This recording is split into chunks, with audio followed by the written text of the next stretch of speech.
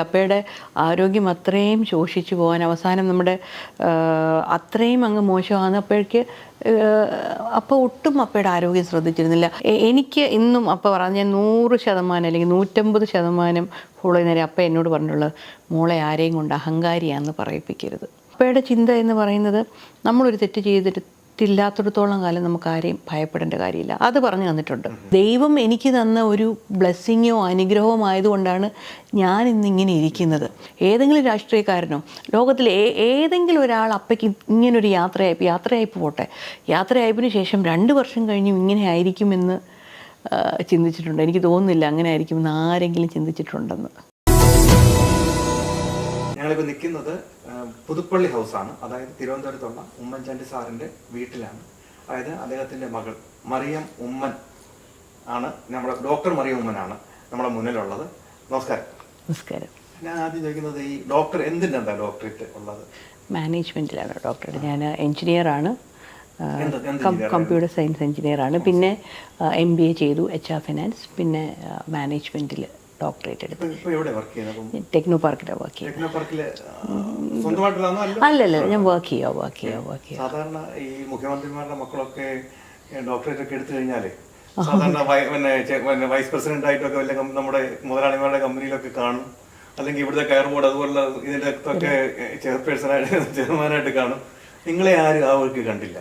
അപ്പോഴേക്ക് അത് ഞാനിപ്പോൾ സ്വന്തമായി ഒരു ബിസിനസ് തുടങ്ങിയിരുന്നെങ്കിൽ അപ്പം അത് എതിർക്കുമായിരുന്നു എന്ന് തോന്നുന്നില്ല. പക്ഷേ പഠിച്ചു കഴിഞ്ഞപ്പോൾ തൊട്ട് ജോലി ചെയ്യുകയായിരുന്നു. അപ്പോൾ അതങ്ങനെ തുടർന്ന് വന്നു. അത് മുഖ്യമന്ത്രി ആയപ്പോഴും പ്രതിപക്ഷ നേതാവായപ്പോൾ അതിനൊരു മാറ്റം വന്നില്ല. നമ്മൾ ആ ഒരു ഞങ്ങൾ ചെറുപ്പത്തിലെ തന്നെ അമ്മ ബാങ്ക് ഉദ്യോഗസ്ഥയായിരുന്നു. അപ്പോൾ അമ്മ ജോലി ചെയ്യുന്നത് കണ്ടാണ് വളർന്നത്. അപ്പം ജോലി ചെയ്യുന്ന ഒരു ഫാമിലിയിൽ എല്ലാവരും, അമ്മയുടെ ഫാമിലി കംപ്ലീറ്റ് എല്ലാവരും എംപ്ലോയിഡ് ആളുകളാണ്. അങ്ങനെ വളർന്നത് കൊണ്ടാകാം എംപ്ലോയിഡ് ആയിട്ടായിരുന്നു കണ്ടിന്യൂ ചെയ്ത്. മറ്റതിനെ പറ്റി ചിന്തിച്ചിട്ടില്ല സത്യം പറഞ്ഞാൽ. ഒരു വിഷമം തോന്നാറുണ്ട്, കൂടുതൽ സമയം അപ്പയെടുക്ക് കിട്ടിയില്ല, ഞങ്ങൾ ജനങ്ങളൊക്കെ അദ്ദേഹത്തെ കൂടുതൽ കൊണ്ടുപോയി, അങ്ങനെ തോന്നിയിട്ടുണ്ട്? അല്ല, അങ്ങനെ ഒരു ബുദ്ധിമുട്ട് എനിക്ക് സത്യം പറഞ്ഞാൽ തോന്നിയിട്ടില്ല. എനിക്ക് തോന്നുന്നില്ല ഞങ്ങൾക്ക് 3 പേർക്കും അങ്ങനെ തോന്നിയിട്ടുണ്ടെന്ന്. എന്താ വെച്ചാൽ അപ്പോൾ ഒരിക്കലും നമ്മളെ ആ മിസ്സിങ് അറിയിച്ചിരുന്നില്ല. അപ്പം അപ്പം കാണത്തൊന്നുമില്ല, പക്ഷേ അപ്പയുടെ ആ കെയർ എപ്പോഴും ഒരു അദൃശ്യമായ ഒരു സംരക്ഷണം അല്ലെങ്കിൽ അദൃശ്യമായ ഒരു കെയർ എപ്പോഴും ലോകത്തിൻ്റെ ഏത് ഭാഗത്ത് നിന്നായിരുന്നാലും ഉണ്ടായിരുന്നു. എന്ന് വെച്ചാൽ ഇപ്പോൾ ഒരു സാധാരണക്കാരൻ അപ്പയുടെ അടുത്ത് ചെന്ന് കഴിഞ്ഞാൽ അപ്പയെ പറ്റി എല്ലാവരും പറയുന്നത് അപ്പം ഭയങ്കരമായിട്ട് ഫോളോ അപ്പ് ചെയ്യും. ഒരാളൊരു കാര്യം പറഞ്ഞു കഴിഞ്ഞാൽ അപ്പം തിരിച്ച് വിളിച്ച് ആ കാര്യങ്ങൾ അന്വേഷിക്കും എന്നുള്ളൊരു നേച്ചറാണ്. അപ്പോൾ പിന്നെ സ്വന്തം മക്കളോട് അപ്പോൾ അത് ചെയ്യാതിരിക്കും. അപ്പോൾ നമ്മുടെ കൂടെ ഇല്ലെങ്കിലും ഒരിക്കലും ആ ഒരു കുറവ് ഞങ്ങൾക്ക് വരുത്തിയിട്ടില്ല. അങ്ങനെ ഞങ്ങൾ ചെറുപ്പത്തിൽ എനിക്കറിയാം, അമ്മയ്ക്ക് ഈ ബാങ്കിൽ നിന്ന് ഈ 4 ഇയേഴ്സ് കൂടുമ്പോൾ ഈ ട്രാവൽ അലവൻസ് കിട്ടുന്ന വെച്ചാൽ ഞങ്ങൾ ഡൽഹി, ബോംബെ, അങ്ങനെയൊക്കെ ഗോവ അങ്ങനെയൊക്കെ പോയത് ഓർമ്മയുണ്ട്. പിന്നെ വലിയ ഇൻ്റർനാഷണൽ ട്രിപ്പൊന്നും വന്ന് പോയിട്ടില്ല. പിന്നെ എനിക്ക് പഠിത്തമൊക്കെ കഴിഞ്ഞപ്പം ഞങ്ങൾ ഒരു പ്രാവശ്യം ബഹ്റിൻ, ജർമ്മനി, അങ്ങനെ ഞാൻ ഫാമിലിയായിട്ട് പോകാൻ പറ്റില്ല. അപ്പയ്ക്കൊരു പ്രോഗ്രാം ഉണ്ടായിരുന്നു. അപ്പം ആ ഒരു ട്രിപ്പിൽ എന്നെ കൊണ്ടുപോയി. പിന്നെ ചാണ്ടി ഒരു പ്രാവശ്യം ചെറുപ്പത്തിൽ US പോയപ്പോൾ കൊണ്ടുപോയി. അങ്ങനെ ഞങ്ങളെ പലരെയും അങ്ങനെ ഞങ്ങൾ അത് അപ്പം ഏതെങ്കിലും പ്രോഗ്രാമിന് പോയപ്പം അങ്ങനെ കൊണ്ടുപോയതല്ലേ. അപ്പം അപ്പയും അമ്മയും ചാണ്ടി ഒരു പ്രാവശ്യം പോയി, അപ്പയും അമ്മയും ഞാനും മറ്റൊരു പ്രാവശ്യം പോയി. അങ്ങനെയല്ല ഞങ്ങൾ അങ്ങനെ ഇൻ്റർനാഷണൽ ട്രിപ്പ് ആയാലും നാട്ടിൽ പിന്നെ ഞങ്ങളുടെ യാത്രകൾ എന്ന് പറയുന്നത് ഇവിടെ നാട്ടിൽ തന്നെയായിരുന്നു. അപ്പോൾ എല്ലാ സാറ്റർഡേയും സൺഡേയും പുതുപ്പള്ളിക്ക് പോകുമായിരുന്നു. അപ്പം ഞങ്ങളും പുതുപ്പള്ളിക്ക് പോകുമായിരുന്നു. അതായിരുന്നു ഞങ്ങളുടെ വെക്കേഷൻ അല്ലെങ്കിൽ ഞങ്ങളുടെ ഒരു അവധി എന്ന് പറയുന്നത്. അപ്പോൾ അപ്പം പോകുന്ന പ്രോഗ്രാമിനോടൊപ്പം പോവുകയായിരുന്നു. എവിടെയൊക്കെ പോകുന്നു. അല്ല, അങ്ങനെ കുമരകത്ത് ഞങ്ങൾ അങ്ങനെ അധികം പോയിട്ടില്ല. അതെ, ജസ്റ്റ് ഞങ്ങളത് പോയി കണ്ടിട്ടുണ്ടെന്നല്ലാതെ അങ്ങനെ റെഗുലർ വിസിറ്റ് ഒന്നുമില്ല. പുതുപ്പള്ളി തന്നെയായിരുന്നു. അതെ, തറവാട്ടിലോ. അതെ അതെ അതെ. ഇപ്പോഴും തിരുവനന്തപുരത്ത് എവിടെ അല്ലെങ്കിൽ വേറെ എവിടെയൊക്കെയോ യാത്ര ചെയ്ത് പോയിരിക്കുകയാണെന്നൊരു തോന്നലാണ് മനസ്സിലല്ലേ? എന്താ വെച്ചാൽ അപ്പം കാണാൻ പറ്റാത്തതിൻ്റെതായ വിഷമമുണ്ട്. പക്ഷേ എന്ന് പറഞ്ഞാൽ ഈ പറഞ്ഞ പോലെ ആളുകളുടെ ഇടയിലോട്ട് ഇറങ്ങുമ്പം അവർ തരുന്ന സ്വീകാര്യത അല്ലെങ്കിൽ ആ ഒരു സ്നേഹം, അതൊക്കെ നമുക്ക് വളരെയേറെ കൺസോളിംഗ് ആണ്. നമുക്ക് ഒരുപാടൊരു ഇപ്പം ആർക്കാണെങ്കിലും നമുക്കൊരു എന്താ എൻ്റെ അപ്പം മരിച്ചു 2 വർഷം എന്നാലും ഇന്നും ആളുകൾ പറഞ്ഞ് തീർക്കുന്നില്ല അപ്പയെ പറ്റിയുള്ള കഥകൾ. ഇപ്പം നിങ്ങളും കാണുന്നുണ്ടായിരിക്കും സോഷ്യൽ മീഡിയയിൽ. ഇപ്പം എനിക്ക് തോന്നുന്നു പ്രത്യേകിച്ച് 2ാം വാർഷികമായപ്പം എനിക്ക് തോന്നുന്നു അപ്പം മരിച്ച പോലെ തന്നെയുള്ള കഥകളാണ് പിന്നെ ഒരു സാക്ഷ്യം പറഞ്ഞ് വന്നത്. അപ്പം അങ്ങനെ നമ്മൾ പിന്നെയും കേൾക്കുമ്പം നമുക്ക് ഒരു മിസ്സിംഗ് ഉണ്ട്, കാണാൻ പറ്റാത്തതിൻ്റെ സങ്കടമുണ്ട്. പക്ഷെ അതിൽ കുറച്ചൊരു ആശ്വാസം. ഈ തലമുറകൾക്ക് വേണ്ടി സമ്പാദിച്ചു വെച്ചെന്ന് പറഞ്ഞതുപോലെ ഈ സൽപ്പേര് ഒരു ഇനി എത്ര തലമുറ കഴിഞ്ഞാലും ഉമ്മൻചാണ്ടിയുടെ മകൻ അല്ലെങ്കിൽ കൊച്ചുമകൻ അങ്ങനെ പറയുമ്പോൾ പറയുന്ന രീതി വരില്ലേ? ശരിയായിട്ട് വരും.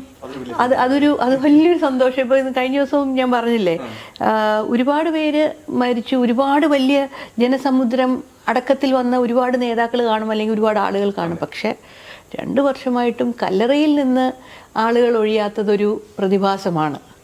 അത് അപ്പയുടെ എന്ത് നന്മയുടെ പേരിൽ കിട്ടിയതാണ്.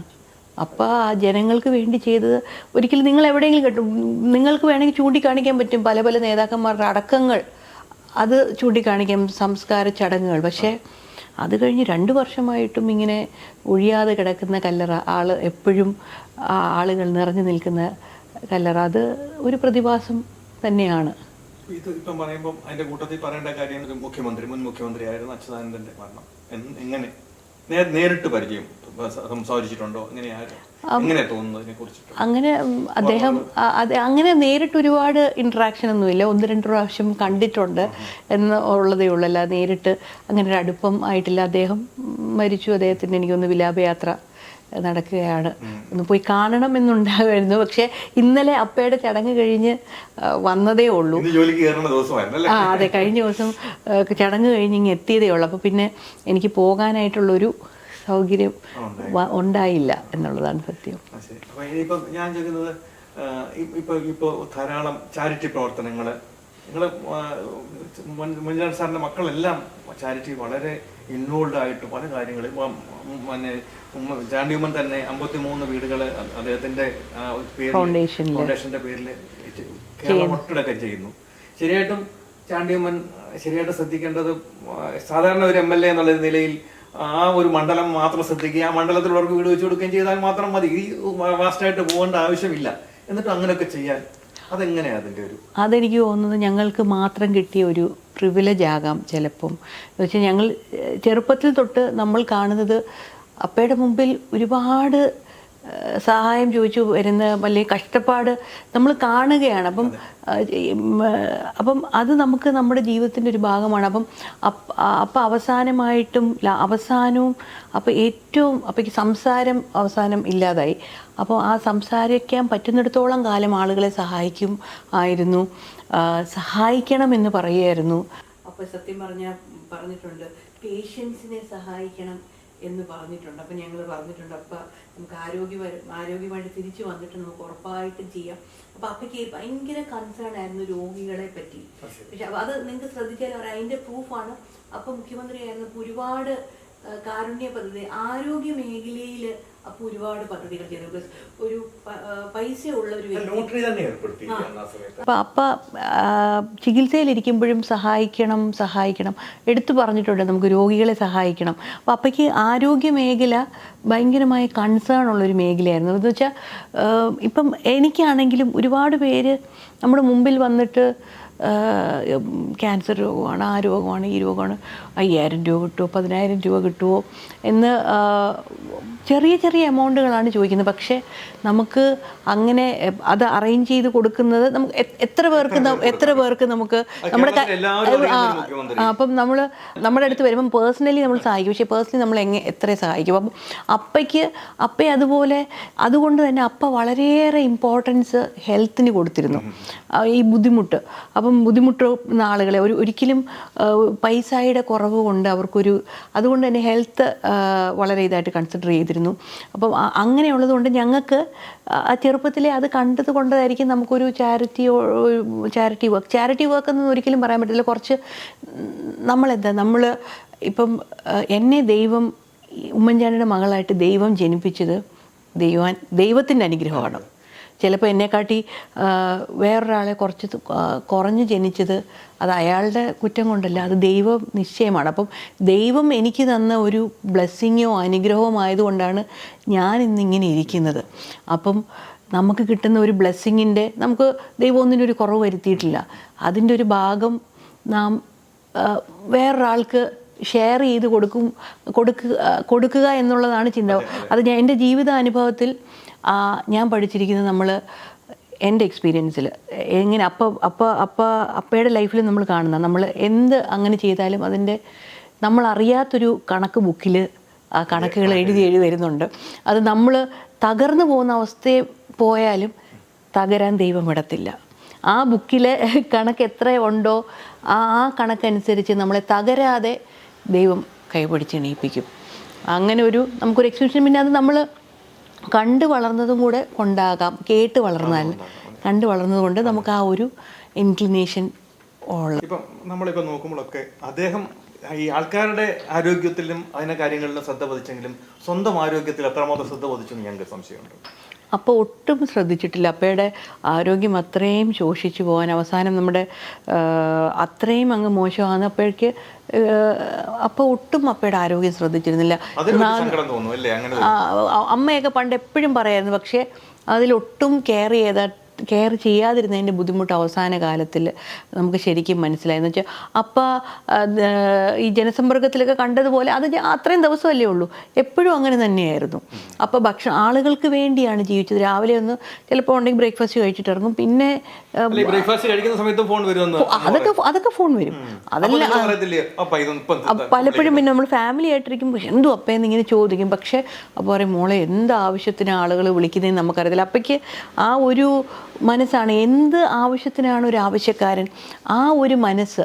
ചെറുപ്പത്തിലേ നിങ്ങളെ പഠിപ്പിച്ചു, പിന്നെ ശല്യം ചെയ്യാനും പോയില്ല, ശല്യം ചെയ്യാൻ പോയിട്ടില്ല. പക്ഷെ നമുക്ക് എന്നാലും നമ്മളൊരു ഫാമിലി ടൈമിലിരിക്കും, അപ്പോൾ ഇപ്പം അത് എടുക്കണ്ട എന്ന് പറയും. പക്ഷെ അപ്പോൾ അഥവാ ഇൻ കേസ് അങ്ങനെയാണെങ്കിൽ തന്നെ ഇപ്പം പിന്നീട് സ്റ്റാഫൊക്കെ ഉണ്ടല്ലോ, അപ്പോൾ അവരോട് എടുക്കാൻ പറഞ്ഞിട്ട് ആരാ എന്താ ഫോൺ നമ്പർ എഴുതി വെക്കാൻ പറയും. അത്രയും ജനങ്ങളെ കരുതിയിരുന്നു. ജനങ്ങളെന്നല്ല, ഒരു ആവശ്യക്കാരനെ കരുതിയിരുന്നു. അപ്പോൾ അവൻ്റെ ആവശ്യങ്ങൾ അത് വിളിച്ചു ചോദിക്കുക, അത് ഫോളോ അപ്പ് ചെയ്യുകയും ചെയ്തിരുന്നു. എഞ്ചിനീയറിംഗ് ആയിട്ട് മുന്നോട്ട് മുഖ്യമന്ത്രി അത് അപ്പൊ അങ്ങനെ ഒരു ബാക്ക്ഗ്രൗണ്ട് ചെക്കിംഗ് എന്ന് പറഞ്ഞില്ല. അറിയത്തില്ല. അപ്പം അങ്ങനെ ലക്ഷക്കണക്കിന് കാണും. അപ്പയുടെ മരണത്തിലല്ലേ അതെല്ലാം ജനങ്ങൾ അറിഞ്ഞത്. അതുവരെ അറിയത്തില്ല. അപ്പ ചെയ്തങ്ങ് വിടുകയായിരുന്നു. അപ്പോൾ ഒരിക്കലും ഒരു ക്രെഡിറ്റ് എടുക്കാൻ പോയിട്ടില്ല. പക്ഷേ ഇന്ന് ഞാൻ വിശ്വസിക്കുന്നത് ആ ചെയ്തതിൻ്റെയാണ് ഇന്ന് ജനങ്ങൾ, എനിക്കത് ലോകം എമ്പാടുമുള്ള കൊടുത്താലും കിട്ടില്ല ഈ ജനങ്ങള് നിങ്ങളുടെ ഹൃദയം തുറന്നു തരുന്ന സ്നേഹം. അതെ, ഈ ലോകമെമ്പാടുള്ള എത്രയോ പേര്, നമുക്ക് മലയാളികൾ, ലോകത്തോ എവിടെയുള്ള മലയാളികളും ആ കല്ലറയെ കാണും. നമ്മൾ അറിയുന്നില്ല. ഏതൊക്കെയോ രാജ്യത്ത് നിന്ന് ആരൊക്കെയോ ഒരു അപ്പയെ കാണാൻ വരുന്നുണ്ട്, പോകുന്നുണ്ട്. ചിലരൊക്കെ നമുക്ക് പരിചയമുള്ളവരാണെങ്കിൽ അല്ലെങ്കിൽ ഏതെങ്കിലും ഫ്രണ്ട്സ് വഴി ആ ഫോട്ടോ കല്ലറയിൽ നിൽക്കുന്ന കിട്ടും. അത് അപ്പ കൊടുത്ത സ്നേഹത്തിന് അവർ പകരം കൊടുക്കുന്നതാണ്.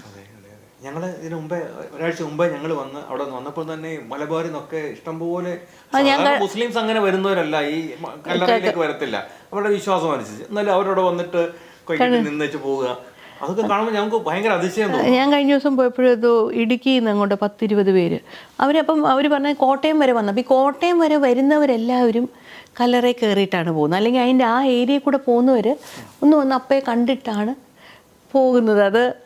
അത് അപ്പ ഉണ്ടാക്കിയെടുത്ത് അപ്പയ്ക്ക് മാത്രം ചെയ്യാവുന്നൊരു കാര്യമാണ്. മുഖ്യമന്ത്രി നമ്മുടെ ഈ കേരളത്തിലെ മുഖ്യമന്ത്രി മാത്രമല്ല, ഇന്ത്യയിലെ എല്ലാ മുഖ്യമന്ത്രിമാരും നോക്കുമ്പോൾ അവരൊക്കെ ഫാമിലി ആയിട്ട് അമേരിക്കയിൽ പോകുന്നു, വിദേശങ്ങളിൽ പോകുന്നു, അവിടെ അടിച്ചു പൊളിക്കുന്നു, ഒരാഴ്ച കഴിഞ്ഞ് തിരിച്ചു വരുന്നു. ഇങ്ങനെയുള്ള സാധനങ്ങളൊക്കെ നടക്കുന്നുണ്ട്. നിങ്ങളുടെ ഫാമിലി അങ്ങനെ ഫാമിലി ആയിട്ട് പോയി വിദേശ രാജ്യങ്ങൾ ഈ അച്ഛൻ്റെ പദവി ഉപയോഗിച്ച് പോയി ആസ്വദിച്ചിട്ടില്ല? ഇല്ല, അങ്ങനൊരു നമ്മൾ എന്തെങ്കിലും ഒന്ന് അറിഞ്ഞാലല്ലേ അതിനോടുള്ള ഒരു ഇത് വരുന്നത്. നമുക്ക് അങ്ങനെ ഒരു തുടക്കം തൊട്ടുള്ള ശീലമാണ്. ഇപ്പം നമുക്ക് അങ്ങനെയാണ് ട്രെയിൻഡ്. പക്ഷെ എന്ന് പറഞ്ഞാൽ നമുക്ക് അതൊരിക്കലും ഒരു കുറവായിട്ട് തോന്നിയിട്ടില്ല. അന്ന് അപ്പം ജീവിച്ചിരിക്കുമ്പോഴേ ഇതുപോലെ തന്നെയാണ്. അപ്പം എവിടെ ചെന്നാലും ആൾക്കൂട്ടവും. അപ്പം നമ്മളോട് ആ സ്നേഹം അന്നും ആളുകൾക്കുണ്ട്. ഇന്ന് പിന്നെ അപ്പയെ കിട്ടാത്തത് കൊണ്ട് അപ്പയ്ക്കൂടുള്ള സ്നേഹം ഞങ്ങൾക്ക് തരുന്നതാണ്, കൂട്ടിത്തരുന്നതാണ്. അന്നും ആളുകൾ അപ്പയുടെ കൂടെ പോകുമ്പോൾ നമുക്ക് ഒരിക്കലും അതൊന്നും ഒരു കുറവായിട്ടോ ഒന്നും തോന്നിയിട്ടില്ല. അത് നിങ്ങളുടെ എല്ലാം ക്വാളിറ്റിയുടെ ഒരു ഭാഗമാണ്. കാരണം ഞങ്ങളിപ്പം പറയാറുണ്ട്, ചാണ്ടിയമ്മനെ സംബന്ധിച്ചായാലും ഒരു മുഖ്യമന്ത്രിയുടെ മകൻ എന്ന രീതിയിൽ എത്രമാത്രം അഹങ്കാരിയായിട്ടല്ലേ വലിയ വണ്ടിയൊക്കെ വാങ്ങിച്ച് അടിച്ചു പൊളിച്ച് എങ്ങനെയൊക്കെയോ നടക്കാവുന്ന ഒരാളാണ്. എത്ര ഇപ്പോഴും സാധുവായിട്ട് ഇപ്പോൾ അദ്ദേഹത്തിന്റെ ഇപ്പം ഒരു ഇന്ന് പിന്നെ എൽദോസ് പറയായിരുന്നു, പുള്ളിക്ക് തേച്ചൊരു ഷർട്ട് കൊടുത്താൽ പുള്ളി ചുരുക്കിച്ച് കിടത്തുള്ളൂ. അത് ആ ഒരു സിമ്പിൾ ലൈഫിലാണ് നമ്മൾ കണ്ടു വളർന്നത്. അങ്ങനെയാണല്ലോ. അതൊരു വലിയ അനുഗ്രഹമാണ്. അതൊക്കെ നിങ്ങൾക്ക് ഒരു വലിയ ദൈവത്തിന്റെ അനുഗ്രഹമായിട്ട് കിട്ടിയതാണ്, അങ്ങനെ ഒരു എളിമ സൂക്ഷിക്കാനുള്ള. അല്ല, അപ്പ ഒരിക്കലും അങ്ങനെ ഉപദേശിച്ചിട്ടൊന്നുമില്ല ഞങ്ങൾ. പക്ഷേ എനിക്ക് ഇന്നും അപ്പ പറഞ്ഞ 100% അല്ലെങ്കിൽ 150% ഫോളോ ചെയ്യുന്നവരെ അപ്പ എന്നോട് പറഞ്ഞിട്ടുള്ളത്, മോളെ ആരെയും കൊണ്ട് അഹങ്കാരിയാന്ന് പറയിപ്പിക്കരുത്. എനിക്കിന്നും എൻ്റെ മനസ്സിലുള്ള ഒരു കാര്യമാണ്. അങ്ങനെ 1-2 കാര്യങ്ങൾ അല്ലാതെ ബാക്കിയെല്ലാം അപ്പയെ കണ്ടുപഠിച്ചതാണ്. അപ്പോൾ അത് മാക്സിമം അപ്പയുടെ ജീവിതത്തിൽ അപ്പ ഒരിക്കലും മുഖ്യമന്ത്രിയായിരുന്ന വ്യക്തിയാണെങ്കിൽ പോലും ഏറ്റവും എല്ലാ മനുഷ്യരെയും അപ്പോൾ ഒരുപോലെ കണ്ടിരുന്നു. ഒരിക്കലും ഒരു അഹങ്കാരം കാണിക്കുക ഒന്നും ചെയ്തില്ല. അപ്പം വലിയൊരു സാമ്പത്തികമായി ഉയർന്നു നിൽക്കുന്ന ഒരു വ്യക്തിയും ഒരു കുറഞ്ഞു നിൽക്കുന്ന വ്യക്തിയാണെങ്കിൽ അപ്പോൾ ചിലപ്പം ഈ കുറഞ്ഞു നിൽക്കുന്ന വ്യക്തിക്ക് ചിലപ്പം പ്രിഫറൻസ് കൊടുത്തെന്നിരിക്കും.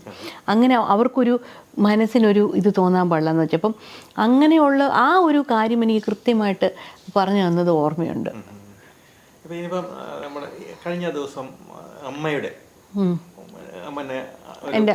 പ്രസംഗം കേട്ടിരുന്നു പ്രസംഗം. വല്ലാത്തൊരവസ്ഥയിലേക്ക് വരുമ്പോൾ ആരും ഒരു കൈ നീട്ടി സഹായിക്കാനില്ല. എല്ലാവരെയും സഹായിക്കുന്ന ഒരു മനുഷ്യനെ അന്നേരം ഒന്ന് സമാധാനിപ്പിക്കാൻ പോലും ഒരാളോട് എത്തിയില്ല എന്ന് പറയുന്നത് അദ്ദേഹം പ്രസംഗിക്കുന്ന അത് ശരിയായിട്ട് കണ്ണ് നിറഞ്ഞു പോയൊരു പ്രസംഗമാണ്. അത് കണ്ടിരുന്നു പ്രസംഗം?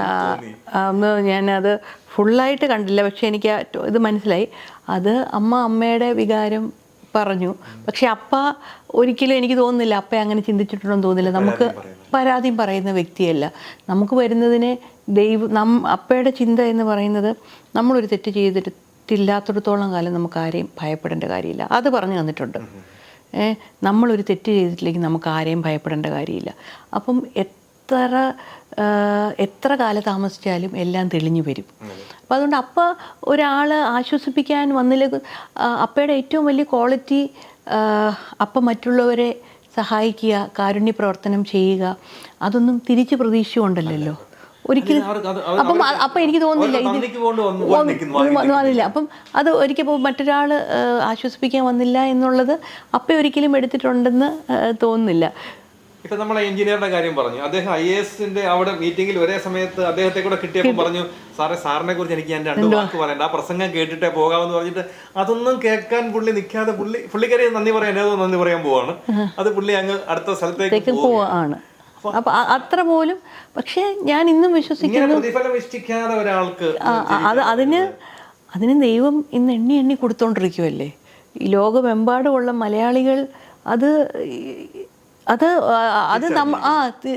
നമ്മൾ ഒരിക്കലും എനിക്ക് തോന്നുന്നില്ല ഏതെങ്കിലും മീഡിയ പ്രവർത്തകനോ ഏതെങ്കിലും രാഷ്ട്രീയക്കാരനോ ലോകത്തിൽ ഏതെങ്കിലും ഒരാൾ അപ്പയ്ക്ക് ഇങ്ങനൊരു യാത്രയയപ്പിന് ശേഷം 2 വർഷം കഴിഞ്ഞും ഇങ്ങനെ ആയിരിക്കുമെന്ന് ചിന്തിച്ചിട്ടുണ്ട്. എനിക്ക് തോന്നുന്നില്ല അങ്ങനെ ആയിരിക്കുമെന്ന് ആരെങ്കിലും ചിന്തിച്ചിട്ടുണ്ടെന്ന്.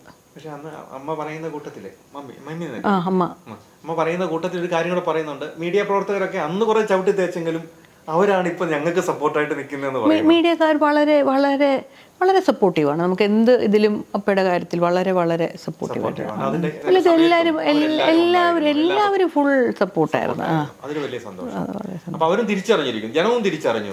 അല്ല, അവരവരുടെ ഡ്യൂട്ടിയാണ് ചെയ്തുകൊണ്ടിരുന്നത്. കല്ലറയിൽ എഴുതി വെച്ചിരിക്കുന്ന ഒരു വാചകമുണ്ട്, ഈ മനുഷ്യൻ സത്യമായും നീതിമാനായിരുന്നു. അത് കാണുമ്പം പക്ഷെ ഒത്തിരി വിഷമിച്ചു നിങ്ങളല്ലേ ആ സമയത്ത് അല്ലേ? അങ്ങനെ കഴിയുമ്പോൾ അപ്പ ഈ ഗേറ്റിൻ്റെ അകത്തോട്ട് ഒഫീഷ്യൽ ലൈഫ് കൊണ്ടുവരാറില്ല. അപ്പയുടെ എല്ലാ ടെൻഷനും ഗേറ്റിന്റെ വെളിയിലാണ്. ഈ വീട്ടിലാണ് നിങ്ങൾ ഈ വിഷമം മുഴുവൻ അനുഭവിച്ചല്ലേ? അന്ന് അല്ല, അപ്പൊ ക്ലിഫ് ഹൗസിലുണ്ടായിരുന്നു. പിന്നെ ഗേറ്റിനകത്ത് അപ്പോൾ ഫാമിലിയിൽ വരുമ്പോൾ ഫാമിലി മാനായിട്ടായിരിക്കും. ഒരിക്കലും ഓഫീസിലുള്ള ദേഷ്യം ഫാമിലി മെമ്പേഴ്സിനോട് കാണിക്കുകയോ ഒരു ദുഃഖം അങ്ങനെയൊന്നും അപ്പം ഇല്ലായിരുന്നു. അപ്പോൾ അത് ഫുൾ. പിന്നെ ഈ വളരെ ബുദ്ധിമുട്ടേറിയ സമയത്ത് കുറച്ച് മിണ്ടാതിരിക്കും എന്നതിൽ കവിഞ്ഞ് വളരെ ഇല്ല ഒരിക്കലും അങ്ങനെ ദേഷ്യപ്പെടത്തില്ല. അപ്പം എന്തായാലും ശന്ത ഭാവേ നമ്മയോട് ചോദിക്കും. അല്ലെങ്കിൽ അത് ശരിയായില്ല കേട്ടോ, അല്ലാതെ അപ്പം ദേഷ്യപ്പെടത്തില്ല. പിന്നെ ഏറ്റവും വലിയ പ്രശ്നം നടക്കുമ്പോൾ അതൊരിക്കലും ഞങ്ങളെ ഫാമിലിയെ അഫക്റ്റ് ചെയ്യാതിരിക്കാൻ അപ്പോൾ പ്രത്യേകം ശ്രദ്ധിച്ചിരുന്നു. എസ്പെഷ്യലി മക്കളെ അമ്മയോട് ഷെയർ ചെയ്ത് കാണുമായിരിക്കാം. ഞങ്ങളെയൊക്കെ ഒരു കുഴപ്പമില്ല മോളെ എന്ന് പറഞ്ഞ് അപ്പ ധൈര്യപ്പെടുത്തും ആയിരുന്നു. അതായിരുന്നു അപ്പ. കൂടുതൽ വാർത്തകളും വിശേഷങ്ങളും നിങ്ങൾക്ക് ലഭിക്കാൻ കേരളീയം ന്യൂസ് സബ്സ്ക്രൈബ് ചെയ്യുക. കൂടെ ബെൽ ബട്ടണും അമർത്തുക.